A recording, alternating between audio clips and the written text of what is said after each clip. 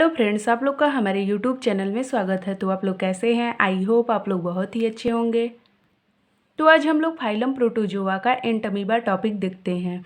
Entamoeba एक रोग फैलाने वाला परजीवी है जो फाइलम प्रोटोजोआ में पाया जाता है। तो चलिए हम लोग इसके बारे में आगे स्टडी करते हैं। एंटमीबा एक परजीवी प्रोटोजोआ है जो मनुष्य और अन्य जंतुओं में रोग पैदा करता है। एंटमीबा एक पैरासाइट प्रोटोजोआ है जो मनुष्य में और अन्य जंतुओं में भी रोग पैदा करता है। एंटमीबा में कंट्रैक्टाइल वैक्यूल संकुचन से रिक्तिका अब्सेंट होती है। एंटमीबा में संकुचन से रिक्तिका नहीं पाई जाती है क्योंकि यह एंडोपैरासाइट होता है। यह अंतःपरजीवी होता है, इसलिए इसमें कंट्रैक्टाइल वैक्यूल नहीं पाई जाती है। मनुष्य में एंटमीबा की 3 प्रमुख जातियां पाई जाती हैं।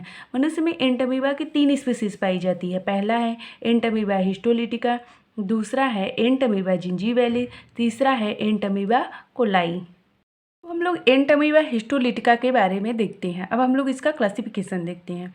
Kingdom Protista, phylum Protozoa, sub phylum Sarcomastigophora, class Lobosea, order Amoebida, family Endamoebidae, genus Entamoeba, species histolytica होता है। अब हम लोग एंटमीबा हिस्टोलिटिका के कुछ पॉइंट्स के बारे में जान लेते हैं। एंटमीबा हिस्टोलिटिका की खोज लैम्बेल एंड लोच ने किया था। एंटमीबा की खोज लैम्बेल एंड लोच ने किया था। एंटमीबा हिस्टोलिटिका ह्यूमन की बड़ी आंत के कोलन नामक भाग पर पैरासाइट होता है। एंटमीबा हिस्टोलिटिका है जो मानव की बड़ी आंत में लार्ज इंटेस्टाइन के कोलन नामक भाग पर परजीवी होता है। यह ह्यूमन में आम अतिसार अर्थात अमीबिएसिस रोग उत्पन्न करता है। एंटमीबा हिस्टोलिटिका मनुष्य में आम अतिसार अर्थात अमीबिएसिस रोग उत्पन्न करता है। एंटमीबा हिस्टोलिटिका मोनोजेनेटिक होता है। एंटमीबा हिस्टोलिटिका एक पोषदी या मोनोजेनेटिक होता है। एंटमीबा हिस्टोलिटिका मोनोजेनेटिक होता है अर्थात एक पोषदी होता है, अर्थात यह अपनी पूरी लाइफ साइकिल सिंगल होस्ट एक पोषद पर कंप्लीट करती है। जब ये मोनोजेनेटिक होगा तो ये अपनी पूरी लाइफ साइकिल सिर्फ सिंगल होस्ट पर ही कंप्लीट करता है। ह्यूमन कोलन में एंटमीबा हिस्टोलिटिका की 2 स्टेज पाई जाती है। मनुष्य के कोलन में एंटमीबा हिस्टोलिटिका की 2 अवस्थाएं पाई जाती है।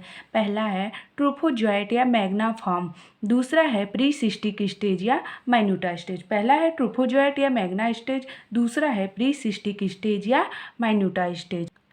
अब हम लोग पहला अवस्था देखते हैं। पहला है ट्रोफोजोइट या मैग्ना फॉर्म या मैग्ना स्टेज। एंटमीबा हिस्टोलिटिका की ट्रोफोजोइट मोनोपोडियल होती है। एंटमीबा हिस्टोलिटिका की जो ट्रोफोजोइट होती है वो मोनोपोडियल होता है। एंटमीबा हिस्टोलिटिका की मैग्ना स्टेज पैथोजेनिक या इन्फेक्टिव स्टेज होती है। एंटमीबा हिस्टोलिटिका की जो मैग्ना स्टेज है वो पैथोजेनिक या इन्फेक्टिव स्टेज होती है जो संक्रमण करती है। एंटमीबा हिस्टोलिटिका के कोलन के म्यूकोसा लेयर में वुंड या अल्सर बना देती है जिससे अल्सरोटिक हो जाता है। एंटमीबा हिस्टोलिटिका कोलन के म्यूकोसा लेयर में अल्सर बना देती है जिससे अल्सरोटिक रोग हो जाता है। इसका साइटोप्लाज्म का कणिका विहीन बाह्य भाग एक्टोप्लाज्म और केंद्रीय कणिकामय भाग एंडोप्लाज्म कहलाता है। इसके साइटोप्लाज्म का जो कणिका विहीन बाह्य भाग होता है उसे एक्टोप्लाज्म कहते हैं और केंद्रीय कणिकामय भाग को एंडोप्लाज्म कहते हैं। एंडोप्लाज्म में एक न्यूक्लियस होता है। एंडोप्लाज्म में एक केंद्रक होता है जिसके चारों ओर एक पतली व कोमल केंद्रक कला होती है। इसके चारों ओर एक पतली व कोमल केंद्रक कला होती है। न्यूक्लियर मेम्ब्रेन की अंतः सतह पर अति सूक्ष्म क्रोमैटिन कणिकाएं ग्रेन्यूल्स परिधि पर व्यवस्थित रहती है। न्यूक्लियर मेम्ब्रेन के अंतः सतह पर अति सूक्ष्म क्रोमैटिन ग्रेन्यूल्स परिधि पर व्यवस्थित रहती हैं। न्यूक्लियस के केंद्र में एक छोटी व गोल संरचना पाई जाती है। न्यूक्लियस के केंद्र में एक छोटी व गोल संरचना पाई जाती है जिसे एंडोसोम या कैरियोसोम कहते हैं। जो छोटी व गोल संरचना होती है उसे एंडोसोम या कैरियोसोम कहते हैं। एंडोसोम को घेरे हुए एक साफ क्षेत्र पाया जाता है जिसे हालो कहते हैं। जो न्यूक्लियस के केंद्र में एक छोटी गोल संरचना होती है उसे एंडोसोम कहते हैं और एंडोसोम को घेरे हुए एक साफ क्षेत्र पाया जाता है जिसे हालो कहते हैं। एंडोप्लाज्म में फूड वैक्यूल्स भी पाई जाती है। जो एंडोप्लाज्म है उसमें फूड वैक्यूल्स भी पाई जाती है, जिनमें अंतर्ग्रहित लाल रुधिर कणिकाएँ, श्वेत रुधिर कणिकाएँ, ल्यूकोसाइट्स, उपकला कोशिकाओं के टुकड़े एंड जीवाणु पाए जाते हैं, जिनमें अंतर्ग्रहित आरबीसी, डब्ल्यूबीसी, ल्यूकोसाइट्स, उपकला कोशिकाओं के टुकड़े एंड बैक्टीरिया भी पाए जाते हैं।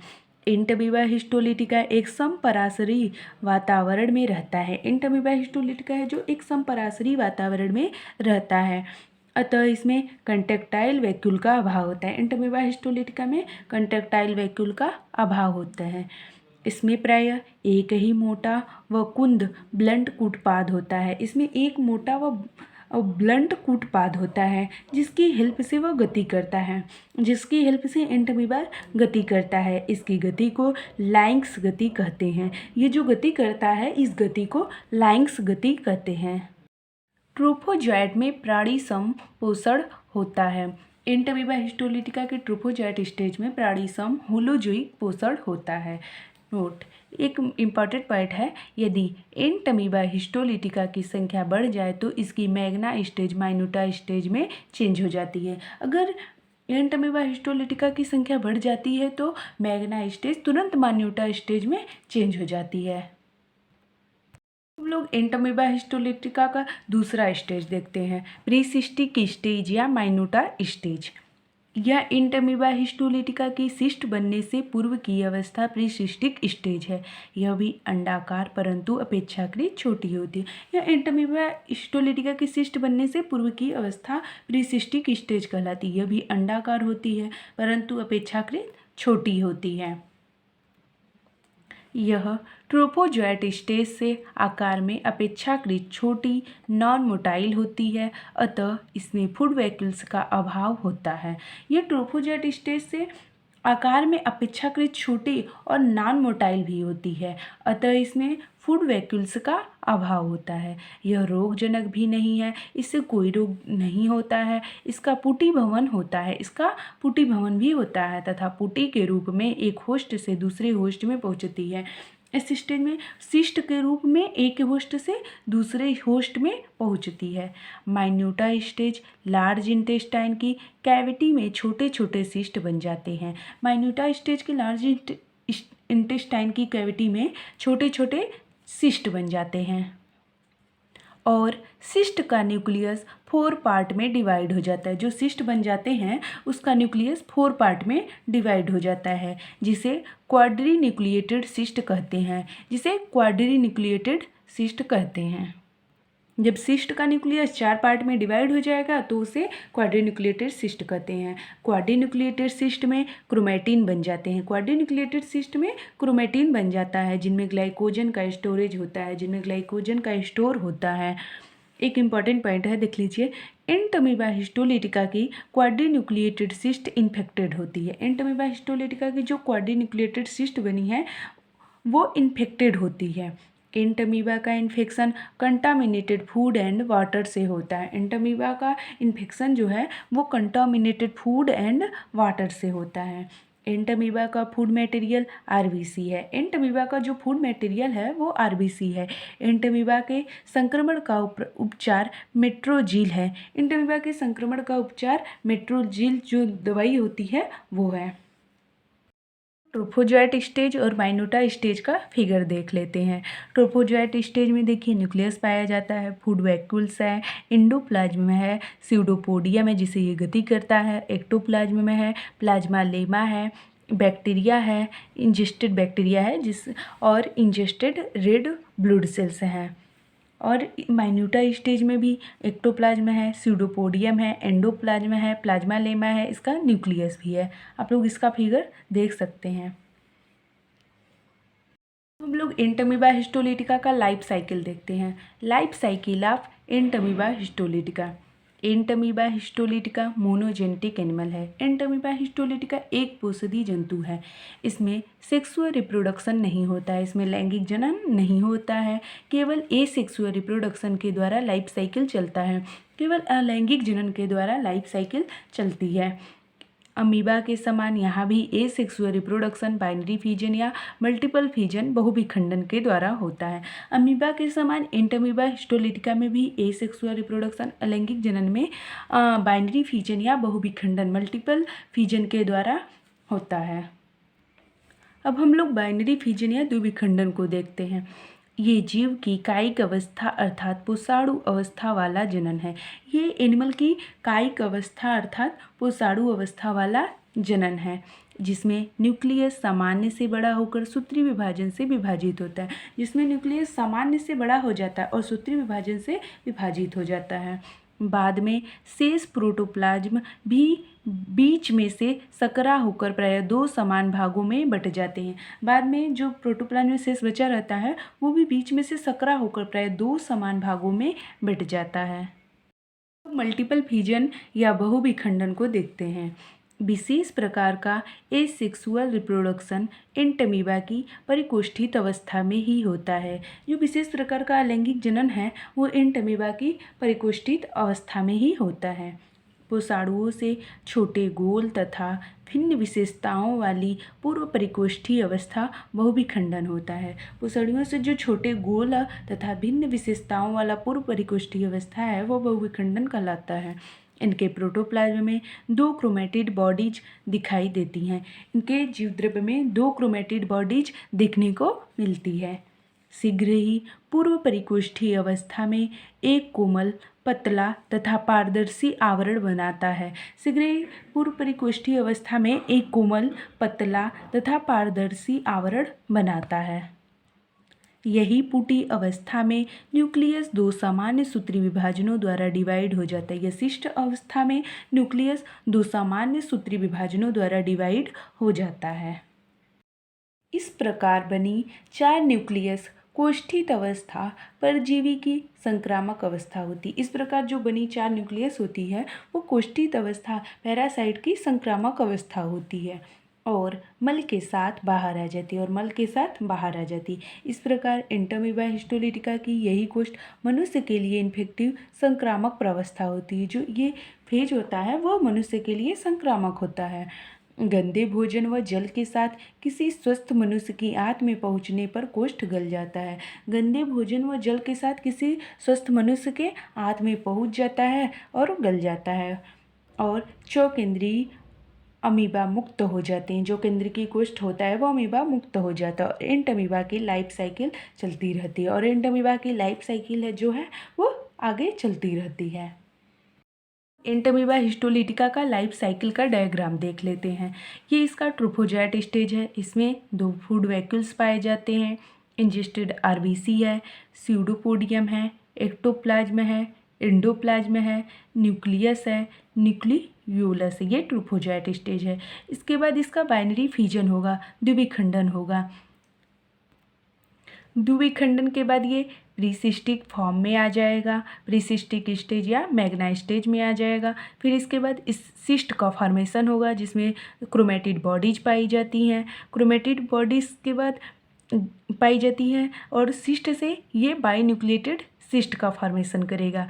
फिर 4 न्यूक्लियस बनेंगे जिसे क्वाड्री न्यूक्लिएटेड सिस्ट कहते हैं। इसमें भी न्यूक्लियोलस है, न्यूक्लियस है, ग्लाइकोजन वैक्यूल्स पाया जाता है। फिर इंसिस्टमेंट होगा, सिस्ट वॉल, इसमें सिस्ट वॉल पाई जाती है। फिर इंसिस्टमेंट के बाद मेटासिस्टिक अमीबा का फॉर्मेशन होगा। फिर मेटासिस्टिक अमीबा का डिवीजन होगा, अमीबियोली का फॉर्मेशन होगा। फिर ये ट्रोफोजाइट स्टेज में होगा। इस प्रकार एंटमीबा हिस्टोलिटिका की लाइफ साइकिल चलती रहेगी। आप लोग इसका फिगर आगे पीछे थोड़ा सा करके देख सकते हैं।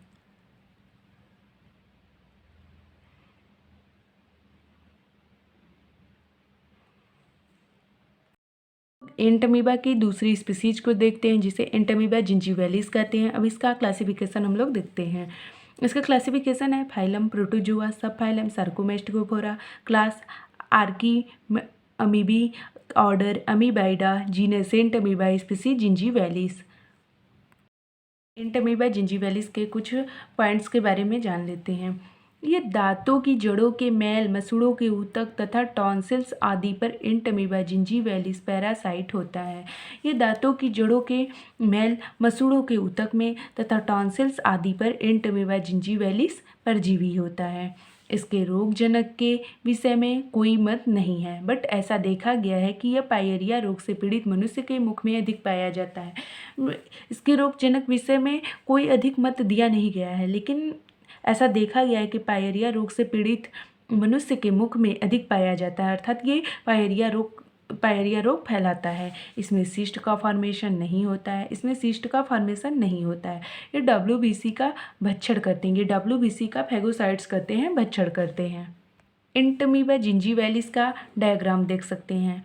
इसमें एक्टोप्लाज्म है, एंडोप्लाज्म है, न्यूक्लियस है, न्यूक्लियोलस है, फूड वैक्यूल्स पाए जा रहे हैं और भी इसमें ऑर्गेनेल्स पाए जाते हैं। आप लोग इसका फिगर देख सकते हैं। एंटमीबा के तीसरी स्पीसीज एंटमीबा कोलाई के बारे में जान लेते हैं। एंटमीबा कोलाई इसके ट्रोफोजोइट्स मनुष्य की कोलन में पाए जाते हैं।